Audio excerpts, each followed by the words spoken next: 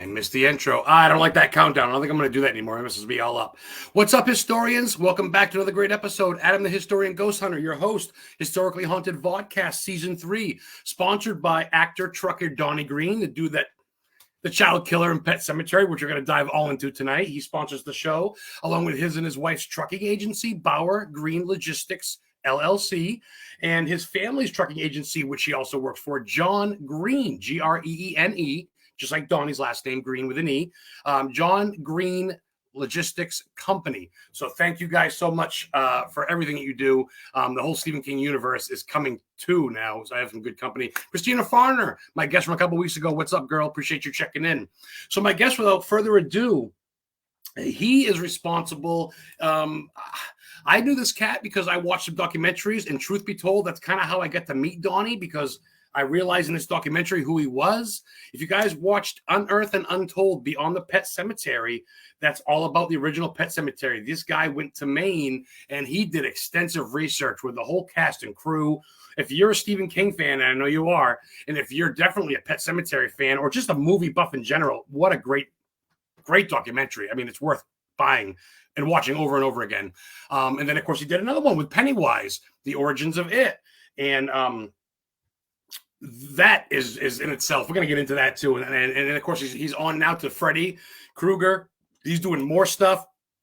I can't even. John, you talk about it. I got to bring John on. I'm getting excited. My ADHD's flipping out. It's a pleasure to have you on, man. I'm a huge fan. Look at them all jumping on. Hello, everybody. Thanks for coming on.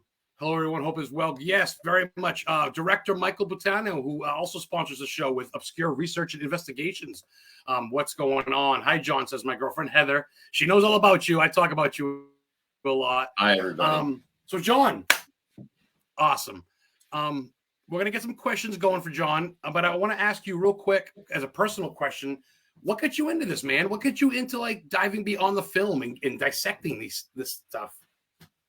I mean, it was a total accident. I grew up in New England, and so I'd go to Martha's Vineyard as a kid, and, Jaws is my favorite film. So going to the Vineyard, you sort of step into that movie. And I think I was just always interested in filming locations. And so a good friend of mine, Justin White, who I made the documentary with, we decided to go up and see the locations years ago, 2011, somewhere around there. And as we got up there and started meeting people, one thing led to another. Someone would say, well, you should go talk to so-and-so because they were a part of the movie, or they have photos from the movie. And one trip led to 3 trips that turned into 5 trips. And then we just kind of found ourselves kind of organically documenting the experiences when we were talking to people. And before we knew it, we had something. We didn't know what.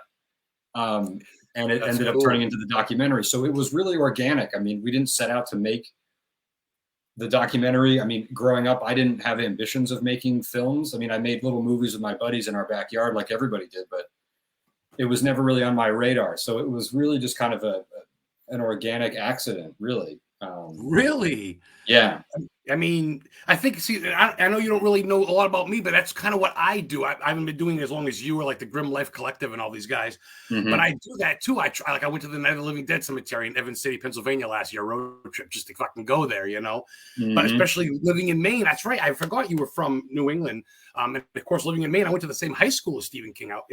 When you come back up, if you need any help, dude, I don't even need my name in the credits. Well, maybe a small name, but I will help you. I went to the same high school. I had the same teacher. I know where he lives on Durham and Runaround Pond. At the end of Runaround Pond Road is where he got Leeches, which is the Leech scene in Stand By Me. It was his creation. Next door is the church where he preached at and attended. It's the oldest Methodist church in New England. And it's right next to where he grew up. So I can help you out. I love to. I'm a nut like that. And I love, what you do is you digest it. You get into it, man. Well, I think part of it too is like my family is really into history, and my mom's really into genealogy and stuff. So I think I've always been around people that had an appreciation for history. My dad was always taking home movies when I was a kid, always taking photos. So I think it was kind of ingrained in me to sort of care about where we come from and the past. And so being a film fan and a horror movie fan and already kind of coming up in that world, it was kind of like a natural find for me to get into this kind of stuff, you know, and this kind of storytelling. Which turns into an obsession. It turns into like an addiction, doesn't it? Yeah, it can. I mean, for me, it's, you know, my day job, you know, I'm an archivist. I got a master's in archives and library science. And so like I'm interested in digging deep into things and finding stuff that maybe nobody's seen before or very few people have seen before. So to be able to find that kind of stuff and put it into documentaries, it's something like, as a fan, I would want to see this stuff. So I'm excited to be able to bring that to other people that would be excited to see it, you know, hear stories they've never heard before. And so that's fueled a lot of what I do, you know. So you don't really, I mean, so you must dig, like, especially in New England, which is awesome. I feel like we're connected like brothers now. You must dig like American Stonehenge in Salem, New Hampshire. That's interesting, huh? Mystery Hill. You've heard of that, I'm sure. Oh, definitely. Yeah, yeah. I mean, Sacrifice slab and all this weird shit. Yeah, the documentary space and like the writing and stuff that I do, it's kind of my window into that stuff. And I tend to be very focused on films, but I'm interested in all of it, you know. I like growing up in Providence, you know, H.P. Lovecraft is a big thing down here. And so like it's just spooky history has kind of been omnipresent in my life for a very long time. You grew up in that. I went to H.P. Lovecraft. His house where he died and wrote his last book is by Williams College. And I went to his grave, and I actually went to Lizzie Borden's house that very night and spent the night before COVID. Oh, look who's checking in. Someone that you introduced me to him, Mr. Donnie Green himself. Nice hat. Hey, Donnie. I got to admit, dude, I watched the Pet Cemetery documentary, and I Facebooked Donnie Green, and the rest is history because of you, John. I owe you that, great. Man. Oh, that's great, man. Yeah.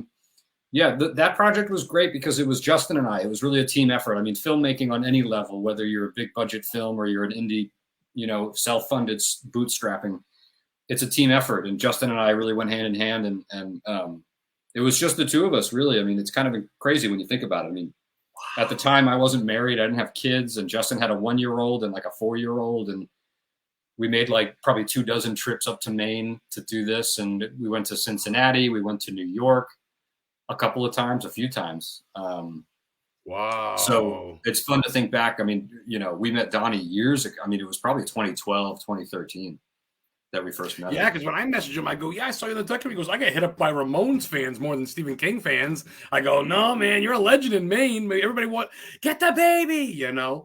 But dude, you unearthed literally everything. Like, I didn't know Charlie Sheen and like Kareem Abdul-Jabbar or whatever was behind the scenes. And like you talked to the real Pet Cemetery. I went and found that in Eddington or whatever. Yeah. I went back to the house. The graves are all gone, but a lot of my research, I honestly, not piggyback off you, but I use it as to go at the standpipe.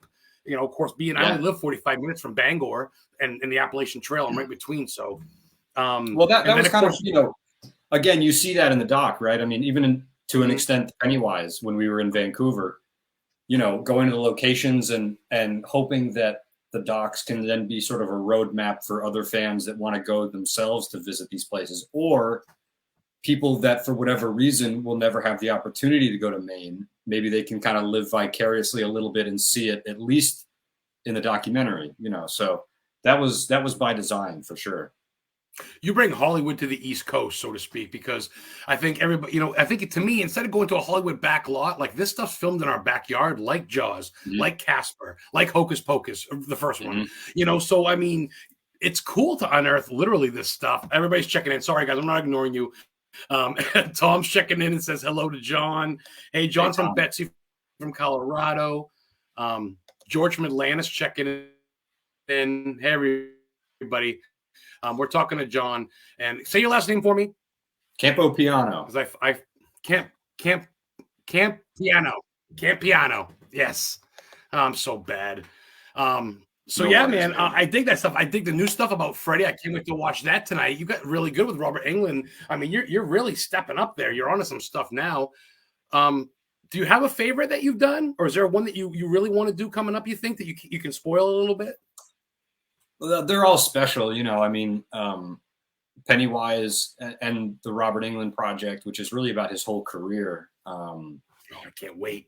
I worked with a great team out of the UK, Dead Mouse Productions, Gary Smart and Chris Griffiths and Adam Evans, who in their own right have done some great docs. If you're into horror films, I mean, check out their docs on Fright Night and Hellraiser.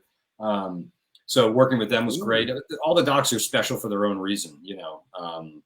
Right now I'm in production / post-production on a new feature doc about a lost Bigfoot horror film from the 1970s that was shot in Lowell, Massachusetts. So I've kind of, between that and a short doc I did called Snapper about an unmade movie, I'm really kind of in this space of like unmade movies or lost movies. So that's what I've been working on right now. And next year and hopefully the year after is going to be focused a little bit more on some writing. So. Good, man. I see you're soaking up the time with the kiddos. You're a good father. Your birthday laying on the couch with a kid. I'm like, oh, this is a good dude, wholesome dude. But you're making time to do things you love. You know what I mean? Like I get to go to the Silver Screen Con, and I met Jeffrey Voorhees, who lives in Martha's Vineyard, the first guy that got killed by Jaws, the Keatoner. Yep. And I see the poster out back. Yeah, I see the poster out back, and I'm like, oh, that's cool. You're ingrained in this. I guess there's no way out now at this point. I hope not. No, I'm happy doing it. You know, I think anybody that has like a creative outlet that is separate from maybe their day job or whatever, it kind of feeds your soul in a different way. And so you know, very few people get rich making documentaries. So you're not in it for the money. You're in it for some other reasons. And so I'm enjoying it. I've met a lot of people. I've got to travel doing it.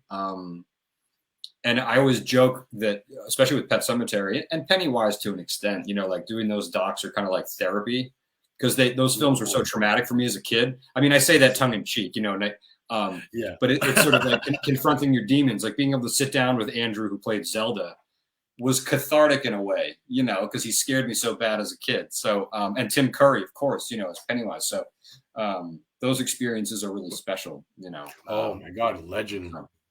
Yeah. I mean, I didn't even really know it was a dude until, I mean, you really unearthed. I mean, I think you don't realize how many Stephen King fans you did. People still talk about that. And I actually want to show that in a minute. I got it on the other screen. And a real quick shout out to my girl. She's been doing keychains. And of course, she made me one, some fellow, you know. Very cool. Nice. So, I dig that, man. Do you see, I mean, I don't know. Like, I mean, nice Newberry comic shirt, by the way. Some New England love. Oh, thanks, man. Yeah, some New England. They gave me a free one.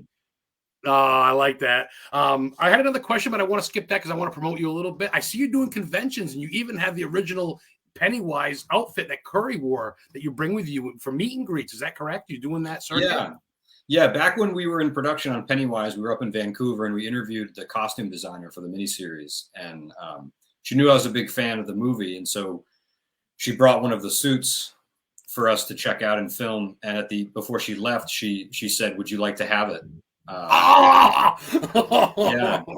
So of course I said, yeah. And, you know, it made for a fun story at customs flying home to the States, you know, like having this big clown suit in my luggage.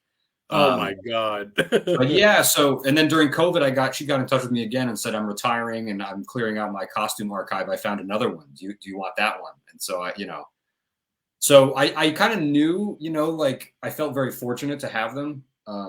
And I thought it would be a great opportunity to take them and show people, you know. And I love that. So yeah, I've been doing shows, which has been great to meet people and selling posters and talking about docs. And I mean, I've been in Canada. I went to the UK. I was in Manchester right before COVID. Wow. A bunch in the States. So it's been a blast. And, you know, I don't charge anything. People can just come and take pictures with the suits or whatever, you know, whatever. It's been fun, you know. The only person I've ever met that didn't charge me was fucking what's his face, Green, the one that did the movie Frozen and Hatchet. What's his name? Oh, Adam Green. Adam Green. He didn't charge us for a selfie and picture, and we get to take pictures of his props and shit when I met him. He's the only one that didn't charge us. Yeah, he's a good dude. He's a New England guy, and he's a good dude. He's, I think, from the Boston area. And oh no shit, I didn't know that. We interviewed him at his studio for the Robert Englund project. He's a great guy. Oh, right on. Yeah. See that? So do you obviously, and nothing wrong with it. I love it, but do you have anything in mind for maybe your own horror movie, like not a documentary, just like a straight movie? It's a good question, man. Kind of. Yes. I mean, not, you know, a little bit. I mean, so I did do a short kind of narrative project with a good buddy of mine, Ryan Grulick, who's a filmmaker out in Seattle. It's called Georgie. It played a few festivals a couple of years ago. and we brought back some of the miniseries cast. It was just a short 8 minutes, maybe not even that. And we have a script for another horror short film that's really kind of like a YA horror, because I'm like, for the last, I don't know, 5 or 7 years, I've been super interested in like horror films made for like families and kids. Like, I think it's a really weird, quirky subgenre that like gets overlooked a lot.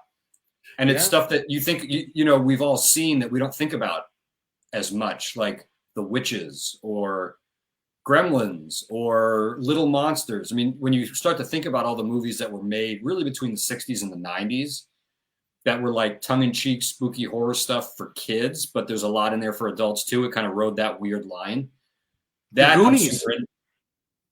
The But, Goonies, yeah. kind of. I mean, it's skeletons and shit, right? Garbage Pail Kids. I mean, the list goes on and on and on. So we have Ryan and I wrote a script for a short narrative horror film that's in that world that we haven't made yet. But aside from that, not really. I mean, docs are really kind of where I'm excited. That's really kind of my wheelhouse. There are people that are much better at the narrative stuff, like my buddies Fuzz on the Lens, who are behind all the Terrifier films. I'll leave all that stuff to people that know a lot more about that than I do. So I'll stick with documentaries, and I'll let the smarter people with the narrative stuff. So yeah. See, I'm kind of I love my old school. I'm a big Freddy fan, and I love Jason Voorhees for sure. But the documentaries make you think, and it's so neat to go behind the scenes, I think. And that's where I'm at now. I dig documentaries. I just can't get enough of them. And to see what really happens, like to see Pennywise smoking a butt in costume, you know what I mean? Like to see the behind the scene pictures and shit that you bring to the table. It's cool, man. It's a whole nother world. I really dig it. I really, I mean, they're good people too. You get to know these people, and it's like, oh, it's part of the Stephen King universe. It's a big capsule. One of the fun things about the project, especially Pet and Pennywise, is that before we did the documentaries, you know, I would often lament that like there wasn't a lot out there for fans in terms of behind the scenes material, right? I mean, like there hadn't been many photos from Pet Sematary that were ever published. You didn't really hear from the cast or crew talking about it. I mean, with Pennywise, it's changed a little bit now with Tim, but Tim had never really gone on the record to talk about his role as Pennywise. So that's been a fun, I think that's been kind of like a fun void to fill a little bit, you know, with these documentaries where I love Friday the 13th. I love Halloween and all those films, but we've sort of beaten them to death. I mean, I think we've heard the stories, we've seen the photos, but there are other films that haven't gotten that kind of making of attention that have been fun to explore, you know. I love that philosophy because it's true. It's kind of like, and to know that the girls were twins, like the girls from Full House, the girls in Pet Sematary were twins. I had no clue. So it's kind of neat to learn about things because I like you. I'm going to be 44 this year, but I grew up on The Shining and these horror movies. And to me, that was real life. Besides wrestling, I was a big wrestling fan. But like to know these characters like you really, and you don't even want no part of it. Like not one time are you in it. Like this is me, John. I don't even see your face at all, dude. You don't want no glory, do you? You just no. As a lot of people say, I have a face for radio, so we'll leave it. Oh yeah. No, it's not about me. You know, it's no. I like to work behind the scenes. You know, that's cool. That's where I like. That's to be. cool. I mean, you've won awards, man. Scream Awards and shit. I've seen them. I mean, I've seen the awards. You holding the award you got recently. So what do you got coming up? I mean, what do you have? You going to like? What do you got for conventions? Anything coming up in the next month or so? Nothing in the next month. I'm hoping to do one in the fall. You know, it's work is so busy and the docs are so busy and then family stuff. I think if I can do maybe 2 a year, that would be cool. You know, not looking to do too many, but yeah, there's one that I'm hoping I can do that's a little closer to home. I was just in Buffalo with Nico Hughes and that was a great time, but hoping to do something a little closer. I got to meet Miko last year. I'm like, I went to where you died in Hancock. I went to the house and I said, I love you. And if I was geeking out, man, because that's life, man. I'm trying to do something up in Maine to get Donnie. If I get something in Maine, I'd love you to come. I'll hit you up. I want to do it at the mill where they shot Graveyard Shift. It's in Harmony, Maine. It's like the oldest woolen mill in America. I went there this past year, talked to the owner, and she's game. So if I can get something together, because I'd love to have you come up. Maine's not far for you. What, 3 hours?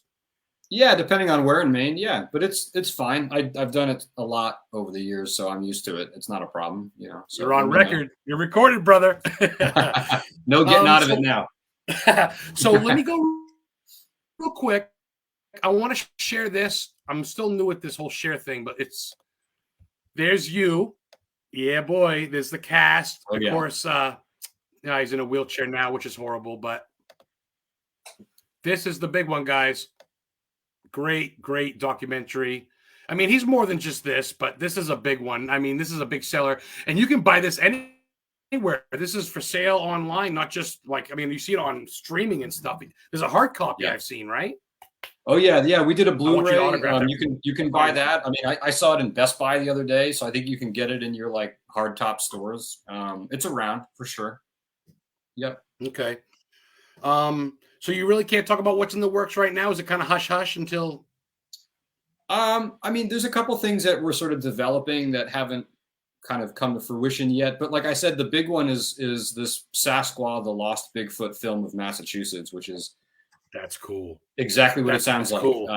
And yeah, we've shot 14 interviews, and yeah, we're working and hoping to have it finished maybe by the end of the year. So. Well, I know a place that would promote that and sell that, and that's right here. Jean Tewksbury. She is a curator at the International Cryptozoology Museum in Portland, Maine, with Lauren Coleman. He's the lead. He's over Dean. He's out on everything. I know Jean. I've met Jean before. Hi, Jean. Oh, Jean! I didn't know you know him, Jean. You didn't tell me. Jean gave me the address we met for the years place ago, back where when she the lives. museum was down in Portland. I think we met back when the museum was in Portland. It's still there. It's in Bangor and Portland. They're in the transitioning to Bangor. But shit, you know Jean? I didn't know that. Jean's awesome. That's my girl. Yeah, I'm pretty sure we've met. Yeah, that's cool. She'll definitely. They're all about the Bigfoot stuff, Yeti, Sasquatch. I didn't know you were into that. Are you? Of course, it's historically haunted. So I got to ask you, any paranormal stuff? You ever see a ghoulie ghost? You smiling? Any ghosties? Yeah, I'm trying to think. I really haven't had any personal experiences. My in-laws who live up in Vermont, back in the 80s, they swear that they saw an unidentified flying object hovering around in the woods, acting like what we would see as a drone now, but this was the 80s. And these are like salt of the earth people, not storytellers. They're salt of the earth people. They would not make it up. And they, in subsequent years, have communicated with other people in Vermont that they don't know that saw something that around that evening. So there was something weird going on. So I haven't had a personal experience with people that have had weird, experiences happen for sure. So I'm a believer in that stuff, Really? All right. So that's cool. I like to. Oh yes, she says you did. She goes, Adam, I did tell you. I'm sorry, Gene. I must have forgot. Oh, that's cool because Gene's Gene's awesome. Heather and I love Gene very much. He's a good friend. So that's cool. So yeah, you're definitely open to that stuff. I think being a horror fan, you kind of have to be. What's the point, right? Well, I think I'm not to say that people that don't believe aren't humble, but I know enough to know what I don't know, and I'm open-minded to it, So. I like that. I could see you doing maybe a Betty and Barney Hill documentary, the UFO people that got captured. I went to their grave sites in New Hampshire, Kingston. That happened in the 60s. That'd be very cool. Yeah, years ago, we a buddy of mine who's actually working with me on this Bigfoot documentary. We were on the program committee for the New England Archivists, which is an archive conference, and it was in Portland. And we had Lauren Coleman come and talk at the conference, and he talked about Benny and Barney Hill and that story. So that was pretty cool. So I'm familiar. Look at that, New England boys. We know each other, John. We're brothers from another mother. Exactly. 2 degrees of separation. Honestly, I can't. That's it, brother. I can't thank you enough. He just had a great Father's Day. He's a hardworking dude, raising his kids, got his girl down there, and he took some time to talk to little old me and my great crowd of 13, 14 people watching. This will be up on the YouTube channel tomorrow, guys. It'll forever be in archives as well. Got about 20 minutes or so left, 25 minutes. I want to wrap a little bit about John the man, get a little away from the worker man. What's John's favorite type of music? What's your thing that goes? Give me 3 or 4 bands. Oh, man, it depends on my mood. I mean, so I studied music in college, so I'm kind of open to everything. Dig that.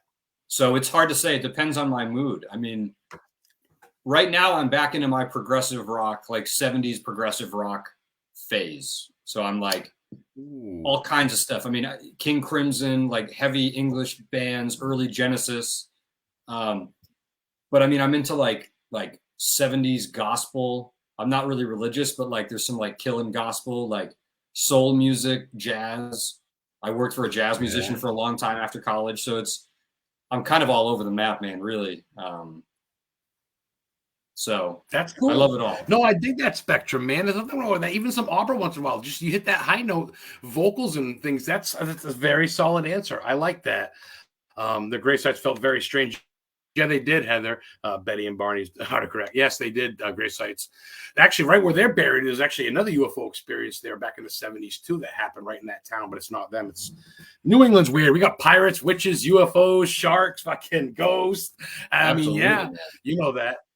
I tell you. Of course, the Jaws thing all happened in New Jersey, but whatever. That's another story.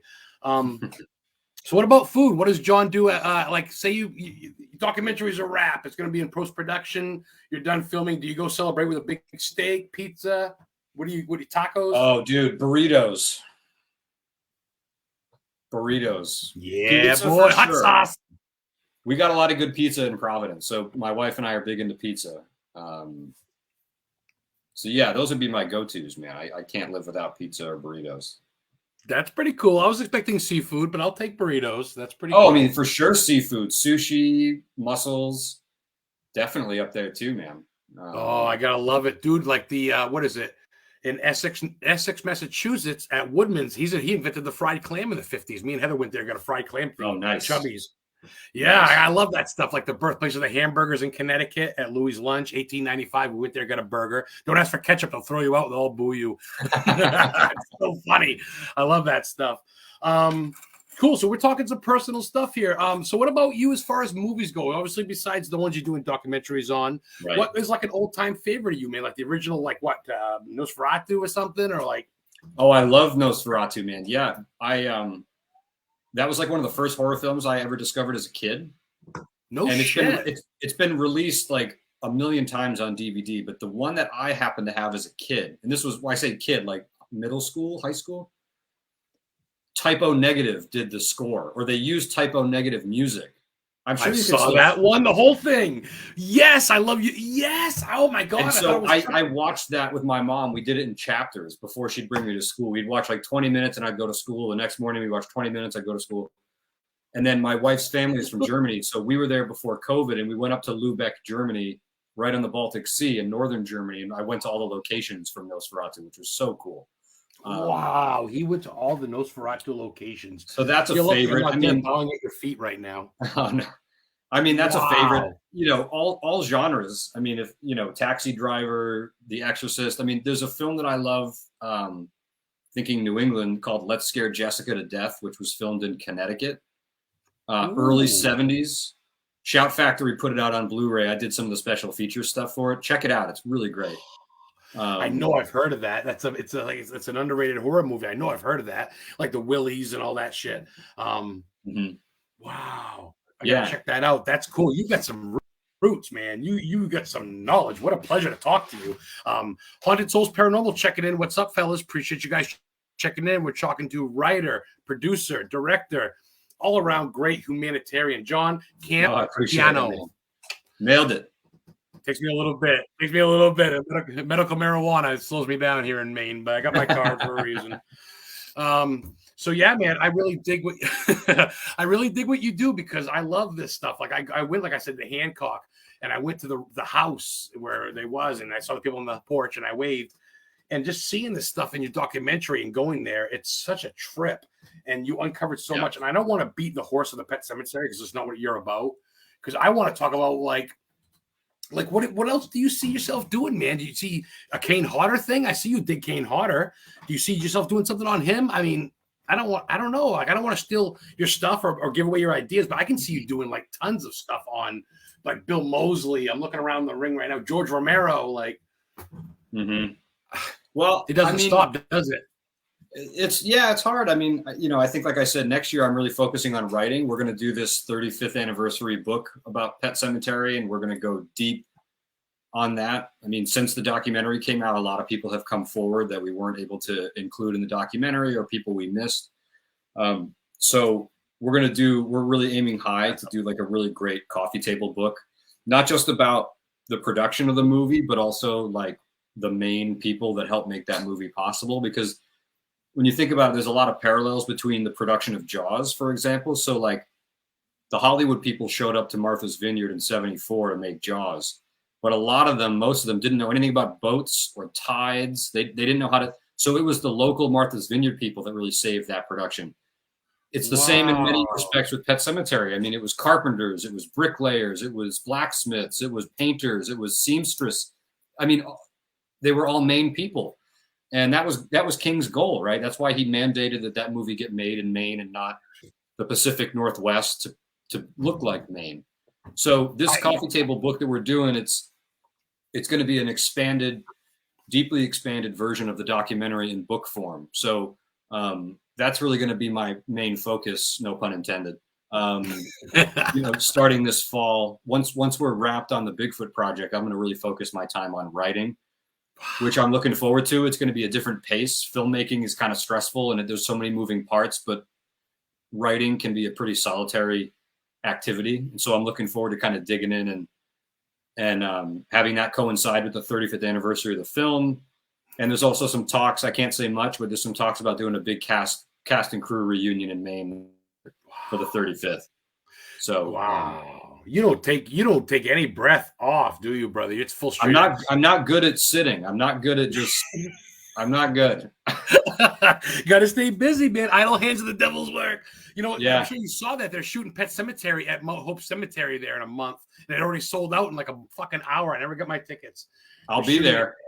Yeah, I wanted to go. I've been to Mount Hope. I've been to the Cary Grave in Georgia, and I've walked your footsteps, and I see all that stuff. And of course, Donnie's enlightened me, and I'm friends with David Greenberg, who did a lot of he showed me the set that they did in the Bangor Auditorium of like the building of Judd's house when they burned it down. Mm-hmm. So Greenberg's a good dude. He's really a great. Yeah, I had him on the show about a month ago. And guess who I got coming up in a month? I'm going to spoil it. I got Marlon coming on from the Losers Club. Oh, great. Marlon's dude. Yeah, so he's supposed to tune in tonight. But yeah, is that how you pronounce his name, Marlon? Is it Marlon? Yeah. Marlon Taylor, right? Yep. The original Losers Club, the first original one, the little boy. He agreed. He's going to come on September 1st. I got him, guys. So. Yeah, give him my love, man. I love Marlon. Give him Marlon and I have we've gotten into some shenanigans in London. We were together in Bangor last year we've had a good time together. I love Marlon to death, man. You guys went to WKIT, didn't you? His radio station, didn't you? I wasn't at that. That was just the Losers Club. But I was at the show. I appeared at the show with them and the suits and stuff. And I love Marlon. Marlon's my. How did I miss that last year? I moved up here last June. How did I miss you guys? I went to the radio station, asked if they needed anybody to scrub the toilets. I said, I'll work for free just to go in. They gave me some stickers. And and I saw pictures of the Losers Club. I go, oh, they were here. And I talked to the girl. I go, I'll shovel snow. What do you want? I want to work for KIT. That was a fun weekend. That was a fun weekend for sure. You come back up. I'm friends with the dude that runs the Bangor Comic-Con too. I'm friends with him. You come back up, dude. I got to meet you. I got to get a selfie and an autograph on my hard copy of some stuff. I'd love to meet you, man. Yeah. Is that Will? Will from the Bangor? Yeah. Will's a great guy. Yeah. And of course, dude, Marlon, he goes, I'm going to tune in. He goes, you got John? He goes, what time? I go, 8 p.m. He goes, I'm going to tune in. So he should be here any minute. But he's a cat that knows this shit. He goes, what do you say? Ask him about German. Or what do you say? Ask him about, he told me to ask you about something. Maybe I shouldn't though. But he said, what happens in London stays in London. That's what it was. London, England. He goes, yeah. Okay, so I got a question for you, Mr. Traveler, Mr. Man. 2 questions, actually. Give me 2 of your bucket list. One for America, one for otherworldly that you haven't been. To travel to. America and then other Europe or whatever. Yeah. Let's see. I really want to see the redwoods in Northern California. The trees you can drive through, huh? Yeah. Northern California. In the world, oh man, I really want to go to like New Zealand. I don't like flying, so that's going to be, that's going to be a trip, but New Zealand for me, I think. That's historians. That's a first. You always hear Dracula's Castle. People say Ireland because of the. I've been castles. there. I spent the summer in Transylvania when I was in college. So I went to Romania. Yeah, man, it was fun. It was fun. Wow, how old are you? You got to be like 28, right? How old am I? I got to check my license. I don't know anymore. I'm 37. 37. Oh, I love this guy. I'm not gay, 37. but I love this guy. You've seen some shit. So I got to ask you, brother, before I get to the next question. And maybe I'm silly here, but why New Zealand? I don't know, man. It's like the other side of the planet. It's so different. You like the bushwhackers? Oh, exactly. Yeah, I'm gonna have like a bushwhacker lick the side of my head. It'll be great. Yeah, no, historians. Yeah, exactly. It'd be so different. I mean, it's hard to pick one place. I mean, ask me tomorrow, and it might be, I don't know. There's so many places to go. I see. It depends where you're at. While you went to Romania, I'm so jealous. Yeah, Gene, this cat's been everywhere, man. You go in his suitcase. All right, so Mr. Everywhere, give me two. You can do America or worldly or whatever. It doesn't matter. Give me two of your favorites. Where are two of the places where you're like, oh, shit, I'm going back to Chicago. Oh, right, I'm going back to New Zealand. Or not New Zealand, obviously. But I'm going back to London. Like, what's two of your faves if you had to go back to food's great or whatever? Iceland. I've been to Iceland like 4 or 5 times. That's a special country. And I mean, from Maine, dude, it's like that's an easy flight from our part of the world, Iceland's a special place somewhere in the States that I'd like to go back to. Boy. Besides New England, don't give me a Maine, Massachusetts. I know it's hard to get me out of New England. You been to New Orleans? No, I'd love to go to New Orleans. Oh, okay, I was saying I heard the Cajun food there is phenomenal. The crayfish. Yeah, the food, the music. I'd love to go. I'm gonna pick that one. That's a good choice. New Orleans. But you haven't been, you cheater. You gotta tell me a place that you gotta go. So it's somewhere that I've been that I want to go back to. Got it. Yeah. That's a good one though. That's a memorable mention for bucket list. How's that? God, where else? You've been to Chicago? I've never been. I want to go. Never been. Shit. I'd love to go. I want to go with Frank Sinatra 8 and stuff. That'd be kind of neat. I'm a big Bears fan too, unfortunately. Oh, my condolences. Oh boy, I've shed many a tear, man. I tell you, Urlacher's year, I thought it was it, and Peyton Manning blew us up. I can see you chilling. I don't know, man. What about Texas? Have you been to Texas? Only flown through. No, I'd like to go back to New Mexico. I had a blast. There we go. Go to see like Taos, the northern part of the state. I was in like southern part, like Las Cruces, but I'd love to go back to New Mexico. That's beautiful people, food. The landscape doesn't get any more different than New England. The burritos, as you mentioned. Exactly, man. Then I'll get my burrito fixed. That's it. Plus, not to mention aliens, but fucking Roswell, Arizona is right by New Mexico. Exactly. You're right in the depth. Charles Manson, right? That was the Death Valley or whatever. That's in New Mexico. Right on, yeah. So let's get off the horror a little bit. What about comedy, dude? You must like some funny stuff. You're a funny cat. I can tell you're a funny guy. You like Belushi and stuff because Belushi's buried him off his vineyard.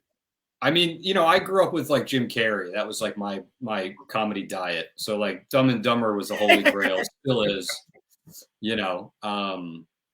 I think my mom showed me The Jerk with Steve Martin, his first film, I think, which is just incredible. But I grew up on Monty Python, like all that stuff, You like kind of the tongue-in-cheek, not tongue-in-cheek, but kind of like not dry, but just off-brand humor. You either get it or you don't. Monty Python's good. Someone really hates these oil. The Jerk and exactly. Shit. He hates these cans. Yeah, exactly. Yes, and the Ghost and Mr. Chicken and shit like that. I dig that stuff too. I dig weird stuff. Oh man, cool. We got about 15 minutes left, man. I gotta pick your brain because you're an interesting cat, and I really dig you, and I appreciate your time. Sure, man. You guys are taking off. Well, okay. Well, thanks, John, for checking in. John, keep battling that cancer in Seattle, Washington, brother. I love you. You went all over New Mexico. You lived in Albuquerque. Thank you for tuning in. Betsy's leaving. Betsy, thank you so much. Betsy rolls with the Searchers. You know Shane Pittman? Never heard of them? They were on Hans Holzer Files. No. Like a big thing with like almost like not Ed Warren, but it's kind of like that. She runs with them. She's a big time thing. She was excited because she's a big Stephen King fan, and she lives. Nice. She went to the Shining Hotel in Colorado. Yeah. The guy's I've from been Maine there. That Stanley. The Stanley. Really? Stanley, yeah, that's right. Wow. Yes, the Stanley, which is named after the Stanley Steamer brothers from Maine who made the Stanley Steamer car. Very cool. I love my history, and I can tell you do too. You know your stuff, man. I dig that. So do you have a YouTube channel? Do you have anything besides just where you can get your movies? Do you have like an Instagram, YouTube, Twitter, TikTok? Yeah. I'm on Instagram. I don't do much with Twitter, but I'm on there. I'm on Facebook. Working on a website, not up yet. Those are the best places to find me if you're interested, for sure. If people send you friend requests, if they're decent, will you accept it? I mean, I don't like to promote that but my listeners are pretty decent. John, Heather, Betsy, they're good people that will support you. It's just people like to look for places to support and follow, I guess. So you guys can at least follow John. If he doesn't accept it, don't take no offense. He's a busy dude, but check him out. It's his name on Facebook. Instagram, Facebook, probably the best places for now, I would say. Perfect. Yeah. And I try to keep my IMDb updated in terms of projects and stuff. So you can always check there if you're interested in something that I'm working on. I see the background of you. I got to show you. Look, that's where Voorhees signed. There you go. He put the blood on Jaws when I met him. Love it. Yeah, he's a good dude. I'm glad he's doing conventions and stuff. I'm glad he's getting out there. Yes.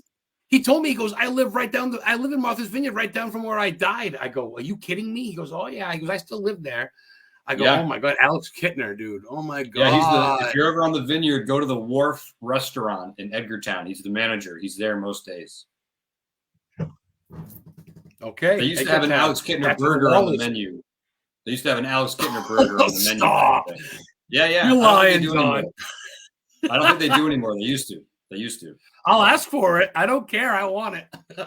Give it a try, man. Maybe they'll give it to you. I'll say, come on, I'll put you on the show. That's cool. Edgewater, that's where the water breaker is, where they shot the scenes. I've done it all on Atlas Obscura.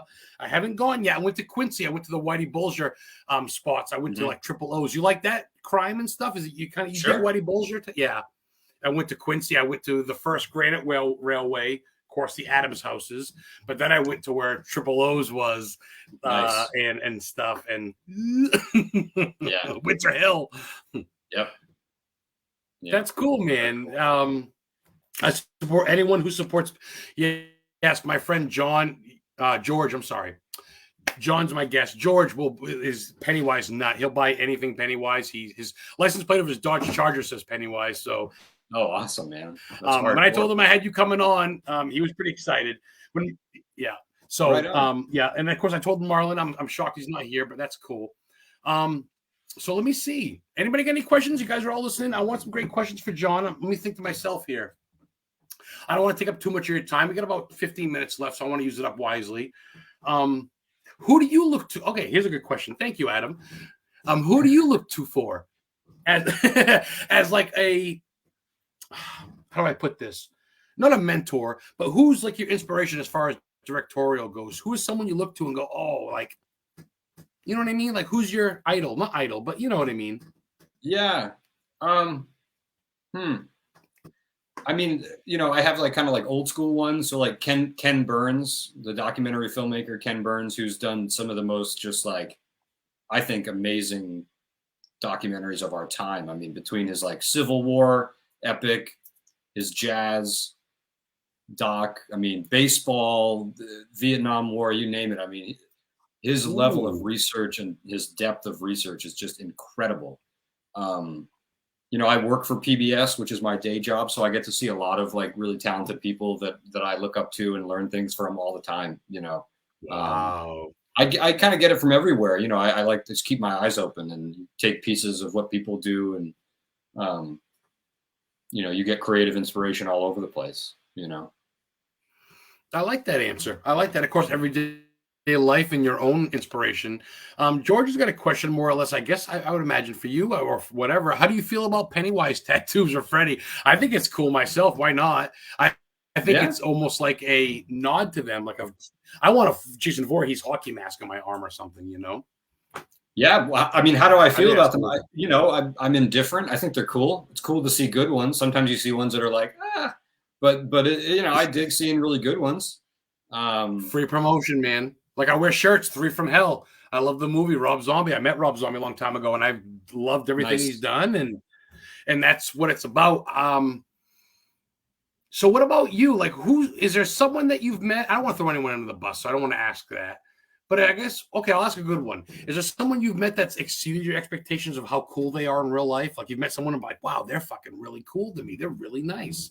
Like, I mean, Denise Crosby is like an absolute joy, and she seems nice. The mama, she's yeah. she's really funny. She's a blast. My wife and I have gotten really friendly with her. I mean, we've like hung out with her socially and had dinner and drinks and stuff. And she's a riot. Tim Curry was amazing. We suspected he would be, but he was just like, he exceeded our expectations. Those two stand out, you know. Wow, she seems really like in the DVD. She seems like she's just happy to be. Not, I don't want to say be remembered because that sounds rude, but I think they all love being relevant again. I guess, which they never have not been. But I guess, but like you say, man, Pet Sematary is a cult classic. I love Pet Sematary too. The remake is cool too. It kind of sucks that she died, whatever. But the original, dude, the one it sticks with you. Have you met King yet? I have not met King yet. Oh, you and I got to storm the gates one of these days. I met his wife one day. She went by. I go, Tabby. Shit, you haven't met him yet, huh? Not yet. We got very close with Pet Sematary. It's kind of like a heartbreaking story, but we got very close to getting him for the doc, and it fell through. So maybe one day. I'm hopeful. His son just did a reading there in Maine. What's that?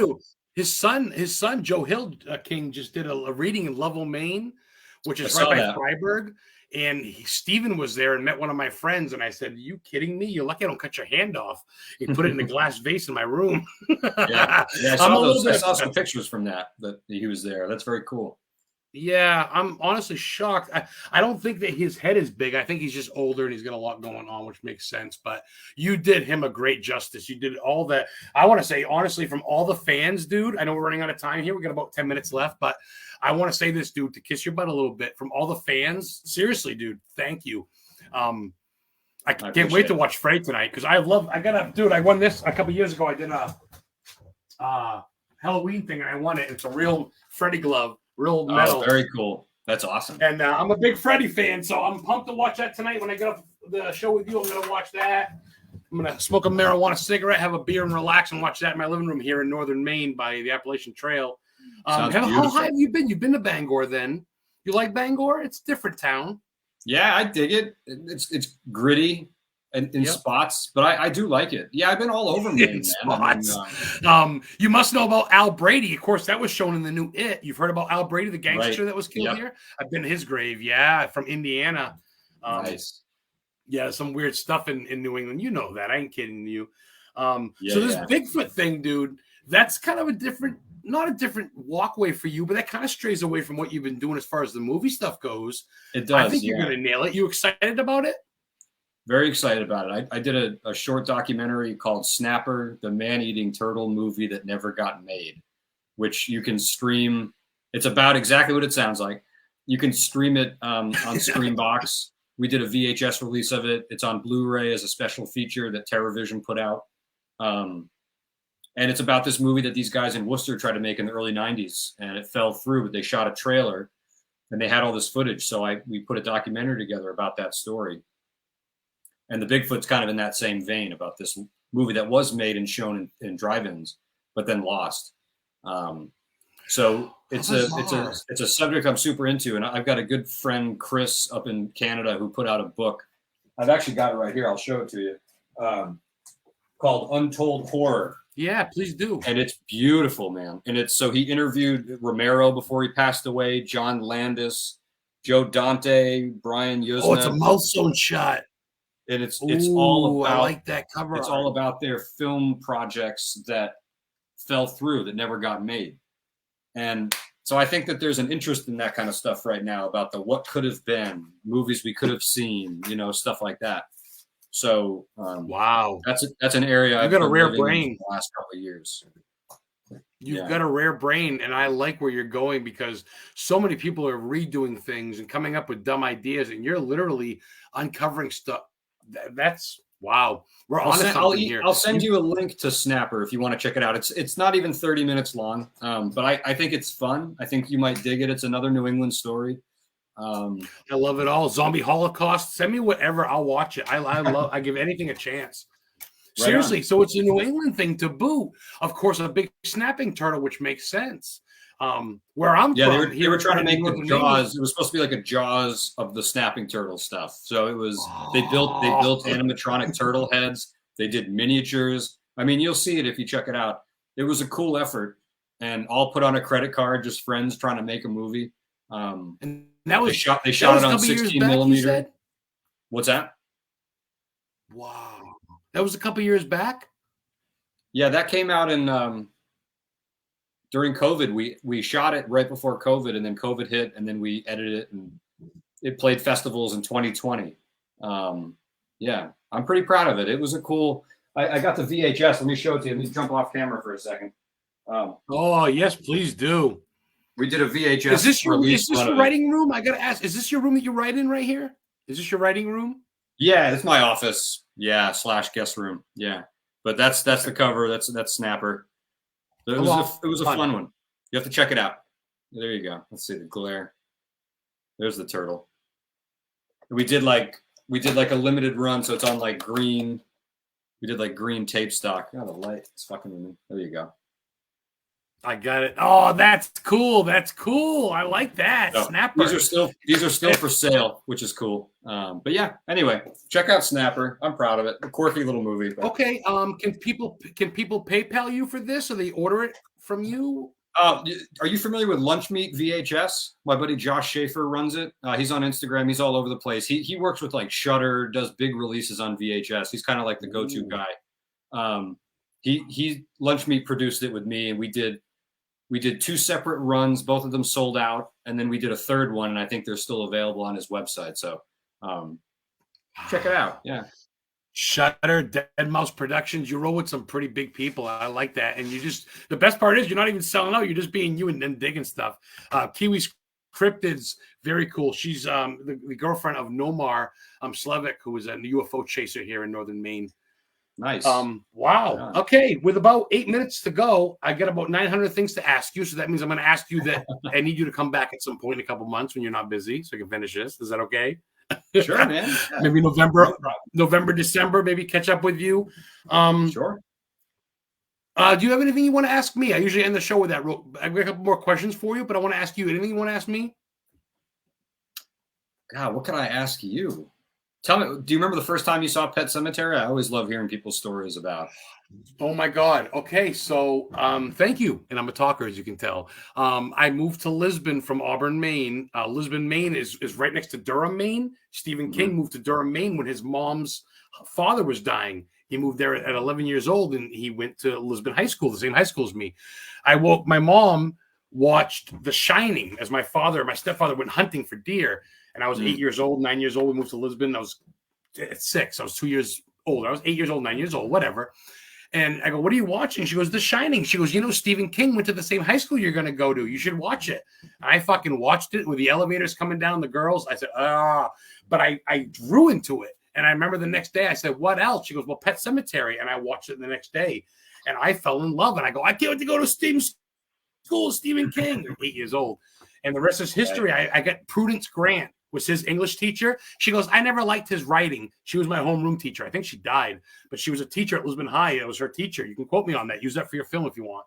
And I was hooked on King, hooked on him because he's the H.P. Lovecraft of our time. No one's had more movies built about him, and no one digests him. You're doing that. You're finding out stuff. He's still alive. God love him. But you're finding out shit about him that I've never known. And dude, you're doing us a service, man. Seriously, take my money because I want everything you do. I appreciate it, man. It's nice of you to say. No, and I'm not just bullshitting that. I got no reason to bullshit you. Sorry, I threw my can in a thing that was really loud. There's worse people to look up to in life, and a dude that's been married to his wife for how many years and takes care of his 3 kids, and he's a pretty good dude to look up to. And you do him a justice. You got to meet him. But now you're on to other things. You're coming back to him. But the Freddy thing, I feel like you're doing some stuff with Jaws. I feel like you're well-rounded, and I feel like you just love this genre of the horror, of the life horror thing. And oh man, I don't know. I'm taking up an hour of your time. It's been a pleasure to talk to you, John. No, man, I've been happy to be here. I appreciate it, dude. I follow your every move, man. I see you on the couch with the kids. I'm like, and I heart your stuff, and I heart with my pages. I go, hope he doesn't think I'm stalking him. I just, I want to show you that I appreciate you. Okay, I appreciate you. No stress.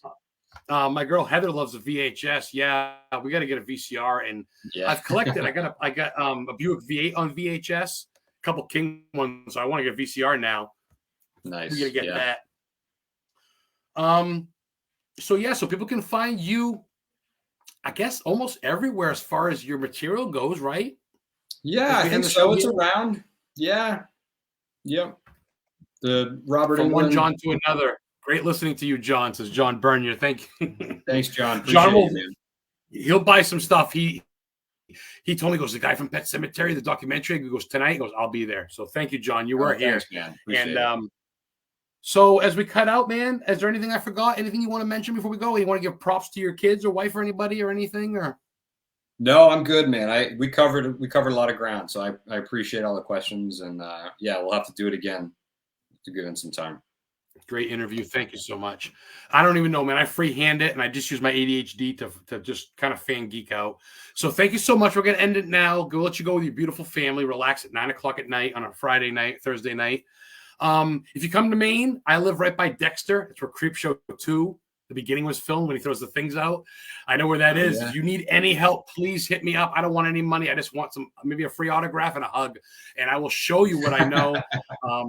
I live right by Harmony. I live by Dexter. I live by all this stuff. I know where Langoliers was filmed. I know where Thinner was filmed, and I would love to help you. I've been to Ellsworth City Hall when they walk in with face. You know, that's another episode. You've been there. Yeah. I know you have. I know that's why I went there, because another great show. So anyway, Historically Haunted VODCAST. Thank you, John. Camp Piano, the man, the director, writer, producer, father, human. That's true. Thank you guys for tuning in. And thanks, Adam.